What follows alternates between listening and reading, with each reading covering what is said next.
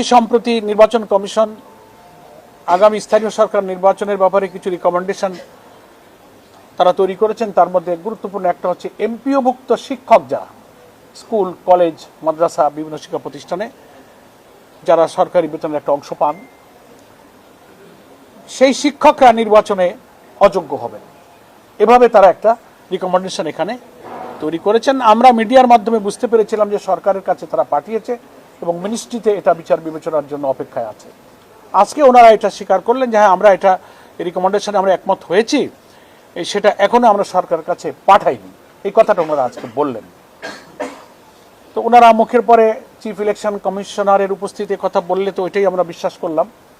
Real জিনিসটা গণমাধ্যম কর্মীদের কাছে কি তথ্য আছে, that is up to you. তো যাই হোক, সেটা ওনারা পাঠান আর না পাঠান, এই রিকমেন্ডেশন যে ওরা নিয়েছেন এবং ওনারা অ্যাপ্রুভ করেছেন এটা সত্য।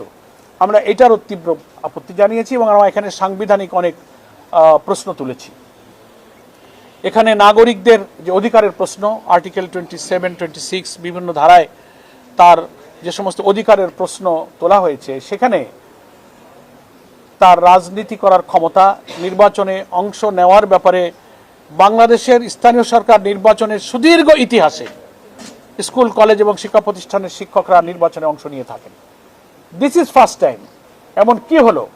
এবং without any discussion with the stakeholder. আমরা তো আশা করেছিলাম যে নির্বাচনে কোনো পলিসি নীতি নির্ধারণ করতে গেলে সাধারণত সেটা ন্যাশনাল ইলেকশন হোক, লোকাল গভর্নমেন্ট ইলেকশন হোক, সাধারণত পলিটিক্যাল পার্টি বা স্টেক হোল্ডার ওনারা মত বিনিময় করেন, কোনো রকম আলোচনা ছাড়াই ওনারা একটা রিকমেন্ডেশন করে সরকারকে ওনারা দিয়ে দেবেন।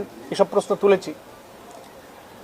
তো এই প্রথমবারের মতো ওনারা এটা অ্যাপ্রুভ করেছেন এবং এটা ওনারা যুক্তি দিয়েছেন যে শিক্ষা প্রতিষ্ঠানের প্রধানরা দায়িত্ব পালনে লেখাপড়ার পরিবেশ ক্ষতিগ্রস্ত হয়, তারা পলিটিসাইজ হয়, নানান রকম যুক্তি তারা দিয়েছেন।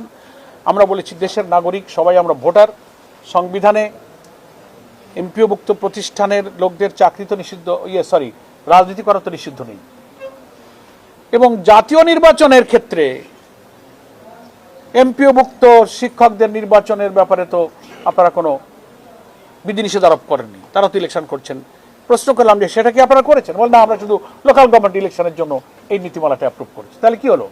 এটা দ্বৈততা, দ্বিচারিতা, বৈষম্য হলো না? একটা ইলেকশন করতে পারবে আর একটা পারবে না। তো এই যে একটা বৈষম্য সংবিধানে নাগরিক অধিকারের ক্ষেত্রে, নির্বাচনের ক্ষেত্রে, রাজনীতির ক্ষেত্রে প্রত্যেক সিটিজেনের যে সাংবিধানিক অধিকার নিশ্চিত করা হয়েছে, এটা তার খেলাফ। আপনারা এটা রিভিউ করেন, আপনারা নির্বাচন কমিশনের মিটিংয়ে এটা পুনরায় বিবেচনা করে এটাকে আপনারা বাতিল করেন, সরকারের কাছে আপনারা এটা বলতে পারেন। এই সব বিষয়গুলো তুলেছি। তো একটা হলো শামসুল আলম সাহেবের নিয়োগ বাতিল, দুই হলো এমপিওভুক্ত নির্বাচনের জন্য শিক্ষকদেরকে অযোগ্যতা ঘোষণা করার যে বিধান করা হচ্ছে, এটাকে বাতিল করে যা পূর্বের বিধান ছিল সেটাকে বহাল করতে হবে।